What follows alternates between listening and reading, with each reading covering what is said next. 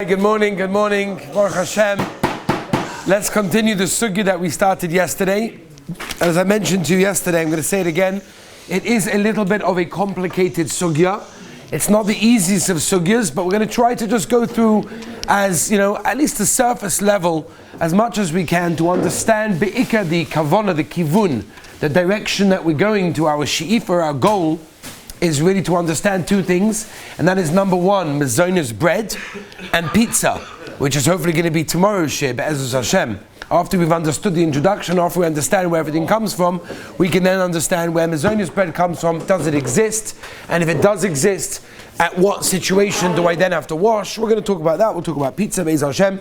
Yesterday, we did a little bit of a hagdama of understanding what bracha we make on a regular grain of wheat, starting from a shahakol all the way down to a hadama, mezonos, then ultimately to a hamoitzi. When it reaches its peak, its greatest form, when it gets to a hamoitzi, and that's when it's baked.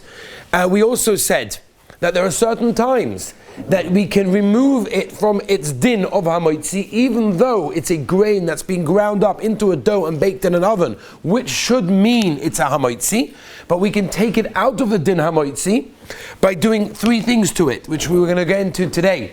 Agav, by the way, there are other things as well that maybe we'll get into, and that is, for example, if something is bread, mamish, and I turn it into mezonos, for example, matzah brai is a big shaila on Pesach. That's going to be a big question. What din do you make? What bracha do you make on regular matzah that you put into egg and you put it into a frying pan and you turn it into a breakfast or whatever it may be on Pesach? When it's already got a din of bread, can I remove it from its din of bread? French toast, croutons, many of those sorts of shaylas when it was already bread. But what we're talking about over here is baking it, making it in a way that removes it from its din of hamoitzi, depending on how much you eat, which we're going to get to at a different time.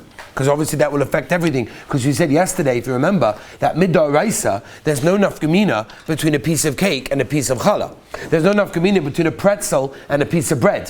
La halacha lamaisa, midaraisa, there's no nafkamina, they're all the same. It all comes from wheat which is ground and baked in the oven. So it's really daraisa, it's all hamoitzi.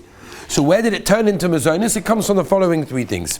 And that is, we said, it's a machlokes rishonim, which we ended off yesterday from the Be'alocha, the Maimon and other achronim that say that there is a machlokes and we paskin like all the kula, which means we paskin like each and every one of them separately, and that is as follows, and let's go through them one by one. We said number one, if it's filled with something sweet, then it becomes a mezonos. Number two, if it's baked with sweet, in other words, it's needed within the dough something sweet. And number three, if it's crunchy and crumbly. If it fits any of those, one, doesn't have to have all three, it's not like boire where you need all three conditions. If you have one of those conditions, the bread now becomes a boire mine mezonos, depending on how much you eat. Because if you eat that much of it, then of course it's going to be kaveh suda, which we'll get to how much that is. You have to make a moitzi. What's that? Burnt toast. A burnt toast? Yeah. Good question. We'll get to that. Very good. Yosef, hold that question in. Great question. But the common denominator, the tzad hashava, of all of the three rishonim that we mentioned, why it turns it from a hamoitzi to a mezonos is, does anybody remember why? It's a big yesod. Why? Why does it become mezonos?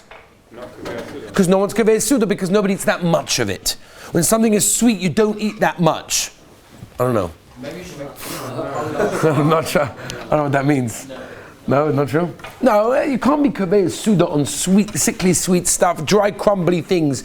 You could eat the amount, and we'll talk about it, that you may have to wash. But generally, people don't eat that much of crumbly, crunchy, or very, very sweet things. Yes, sir? It's a great question. We're going to have to talk about that. That's a great question. People are kaveh suda. So the question is, does it make a difference if I'm not kaveh, but if everybody else is kaveh? We'll have to get to that. We've got a lot to get to. What I want to do today, before we get to the actual sugya of mezonos rolls and bread and pizza, I want to get to just to define the three conditions of the rishonim. Right? This is very nageh. For example, a woman called up a couple of weeks ago. She was making challah, and she wanted to put in the rolls, little miniature rolls for the kids, take to the gun, to school, whatever. She wanted to put in chocolate chips.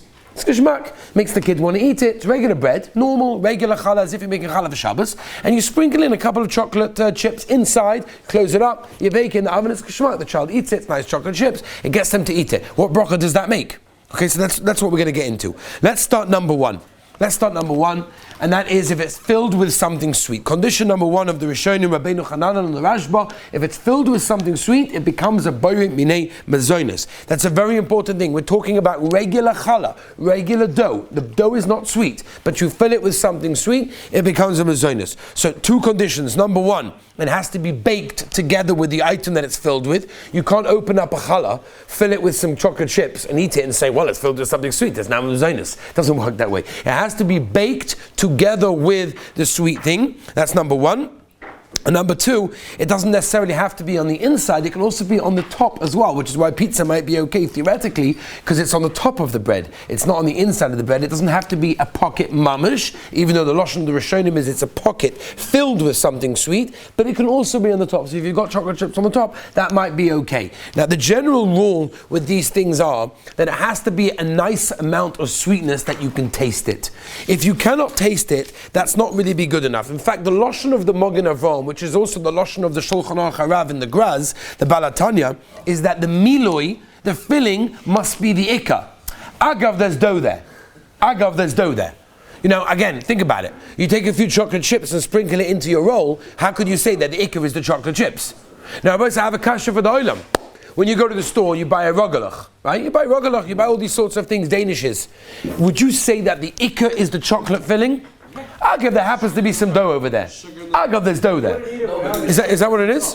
The sugar is the ikka, you're saying? I mean, really, you're eating sugar and chocolate. Agav, they put some mezonos there because you want to make a bracha mezonos, may a brachas b'chol yoyim, whatever it is. Is that how it works? You'd only buy chocolate. I mean, if you wanted chocolate, you'd buy a bar of chocolate. It's the combination. It's the combination, but is that the ikka? Nobody would buy it if it didn't have flavor. That's true. But do you say that the ikka of the rogalach is the chocolate? There are some rogalach in this country that's takarazo. It's almost oozing out over there. It's all over the place. No, that I hear. But there are certain rogalach that you could buy that have very, very schwache chocolate filling. What? Those aren't good. Back in America? Oh wow, we found something that's not as good. Wow, this is gewaldig. No. Fine. Yeah, the Israeli ones are better? Wow, look at that. Peiros Eretz Yisrael. That's Moedik. Peiros Eretz Yisrael. Al kol panim. According to the Achronim, this condition has to be that the filling is the ikka. Which means, if you want to make your rolls for your kids mezonos, you have to put enough sugar, whatever it is, chocolate chips, whatever you're putting inside, to make it that's really choshev amount, rather than just sprinkle a couple inside and say, I'm yotza, it's now mezonos. Okay, Ben, you with me? It's very, very important. There is, by the way, there are rogalach, I don't know what they're called, maybe lemon ones or something, that they bake them regular, and right when they come out of the oven, you brush over some sugar water or something. You know what I'm talking about? It gives the glaze. Would you consider that to be the ikka? Well, why would that be a mezonos? It's regular normal challah, it just happens to have a glaze on top. Okay. It's the poskim say that because it's eaten in a small way, it's not going to be suda. What? That's because ikka v'tofel. That's a different shaila. We're not dealing with the ikka v'tofel over here. We're talking about taking the mezonos and the hamoitzi, the bread, turning it into mezonos. Different shaila. But good question. Dough is, no, I'm talking about it's not sweet. We're talking about the dough is not sweet. Sweet bread? Okay, that's the next one. Yeah. Danish could be it. So the mice of the post could say, even if it's not the ikka, the minig is to make a mezonos on it because it's baked in a small quantity, which means that people are not kaveh suda on it. The derech is to make a mezonos, but it's a bit shver. It's a bit shver. Okay. Rabbi said condition number 2. Okay, Nasameh, with me? Condition number 2. Ready to move on? Okay, let's go. Zev. Talking about sweet things. Not sweet things. No, it's not sweet bread. Okay, next. The next condition that we said was that the dough is actually kneaded with something sweet. Now here we get onto the sugya of mezonos rolls and pizza, because everybody knows when you go to pizza, what happens? Oh, it's got the sweet stuff in the dough, right? So before we get to the actual sugya of pizza, let's understand this condition, okay? What does this mean?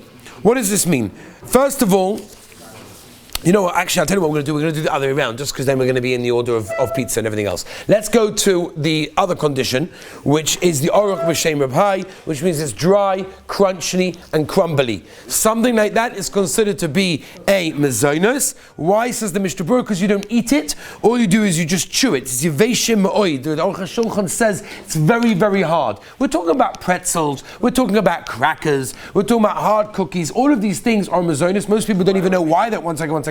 Most people don't even know why they're a Mezonons. The reason why they're Mezonons is because people are not Kaveh Suda on something that's dry, crunchy, and crumbly. And therefore, pretzels, crackers, all of these things have a din of Mezonons. Beware. If you eat enough of them, which we will discuss, of course, according to everyone, you have to wash, have to make hamotzi, and you have to bench. That's the kulei alma. Nobody argues with that. If you eat enough crackers and eat enough pretzels, that you're kaveh suda, which we will discuss what that means, you're going to have to wash and bench. However, the shaila rabbi is, I have a great eitzah. Yosef brought this up. I don't want to wash for breakfast. Not because I don't want to wash my hands, not because the water is nice and warm and geschmack and it warms my hand in the morning when it's cold outside, it's geschmack, but rather because I'm worried that I'm not going to have kavanah and benching. I'm worried that Pasha's not going to have right kavanah and benching. So I'd rather not bench. That's a normal thing that people have, right? Okay. So therefore I've got a great eitzah. Why can't I take my bread, put it into a toaster, even if the toaster wasn't tovel, because you have a motion that holds it, you don't have to tovel it, right, Morty? You don't have to tovel the toaster anyway, because it just makes bread hard. That's Lashon of Ramosha. So I can take my bread, make it very, very hard, crunchy and crumbly and dry. I no longer have to wash. It's a Kavaldig Eitzah. You like it, Zev, no? What are you tying now? Moish, Nuchi, no? What are you tying now, no? No, I'm going to mamish make it hard. I'm going to make it hard. No, BA, what are you tying now? It's a great Eitzah. Hello? Dynamo with me? I can make Mezonons on it now because now it's dry and crumbly. Now you like that? Now you should be like, no, I want to wash. I want to bench. Don't take it away from me.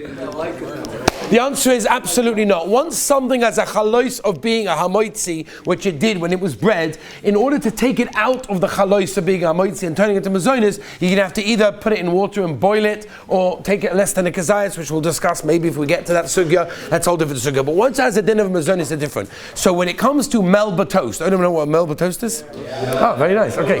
Melba toast. That's at Mezonons. Why is that? No? Small little crackers, basically. It's a fancy name. So melba toasts are very geschmack. They are Mezonons. Bread.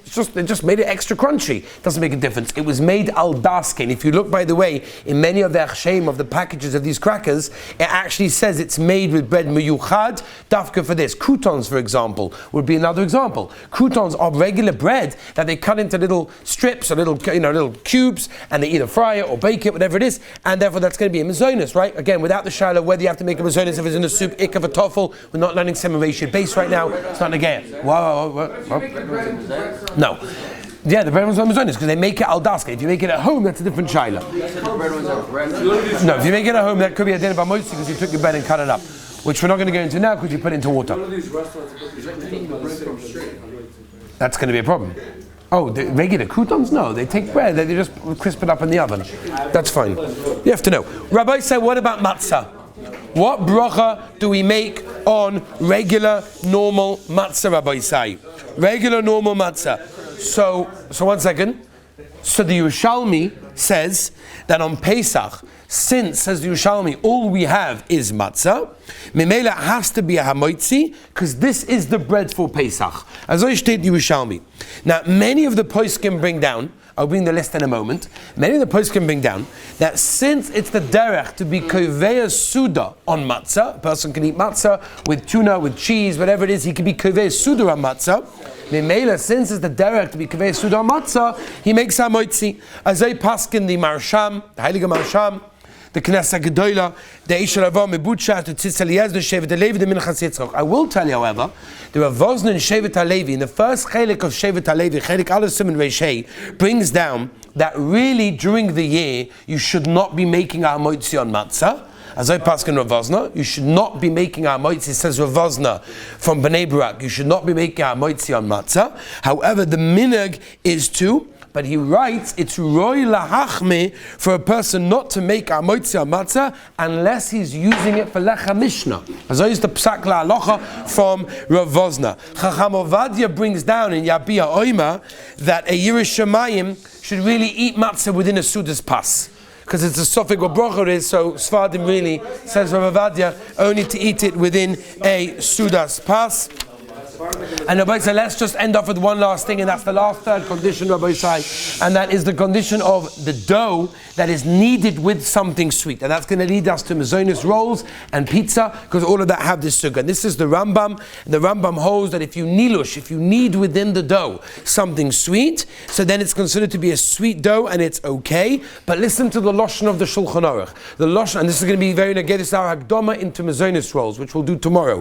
The Lashon of the Shulchan Aruch is, V'hu she'etam taroives ha'meiperes ayatavlin nika be'isa. Says the Shulchan Aruch, you have to be able to recognize when you bite into the dough, oh wow, this is really sweet. Now you're going to have to figure out if your regular Mezonons roll, you can bite into it and you can literally taste so clearly that it's considered to be something sweet. The Beis Yosef says you need, number one, roiv mei peres. The majority of the liquid in the dough is fruit juice. And number two, also has to have an actual sweet taste. The Ramah set comes along, and the Ramah says we only call it pasaba bekistin if the ikatam is for the sweetness, v'chein noyagin. And therefore we're going to have to figure out if number one, our Mezonons rolls have this sweetness there. Number two, can we taste it? If you don't taste it, but it's got roiv mei peres, is that good enough? And number two, or number three, what happens if you go to a pizza store and they want to be cheap about it, so they don't use actual fruit juice, they use, fruit juice which is basically going to be concentrated, and they take some, whatever it is, some petal or concentrated stuff, add water, and add that to the dough. Is that going to be good enough or not? We'll get to it tomorrow. Have a wonderful day.